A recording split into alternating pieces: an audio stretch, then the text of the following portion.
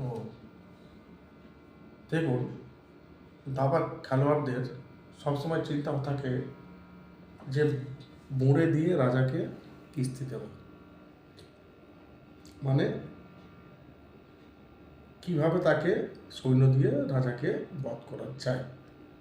তেমনি আমাদের এই যে আমাদের যে জীবন, এটা কিন্তু কমেডি নয় ভাই, হ্যাঁ, এটা একটা বাস্তব জীবনের সঙ্গে কথা বলছি। যে এই যে দেখছেন এখনকার দিনে মানুষদের মনেও সেরকম চিন্তা ভাবনা এসে গেছে যে কীভাবে মানুষকে ছোট করা যায়, কীভাবে মানুষের কাঁধে পা দিয়ে উপরে উঠা যায়। মানে আমাদের জীবনটা আমরা যদি তুলনা করি ক্যাঁকড়া জীবনদের মতো হয়ে গেছে, ক্যাঁকড়াদের জীবনের মতো। আপনি ভাবছেন যে ক্যাঁকড়াদের জীবনের সঙ্গে আমাদের কি সঙ্গ? হ্যাঁ, সঙ্গ আছে ভাই, সঙ্গ আছে।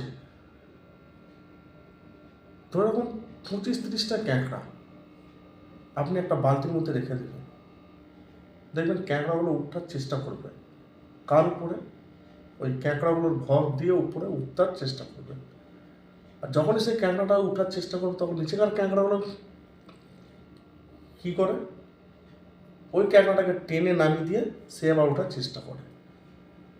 তা এই হচ্ছে আমাদের এখন মানুষদের, আমাদের চিন্তা ভাবনা বর্তমান সমাজের মানুষের। মানে যেন কম্পিটিশনের যুগ চলে এসছে, মানে জীবনটাকে আমরা কম্পিটিশনের মধ্যে ফেলে রেখেছি।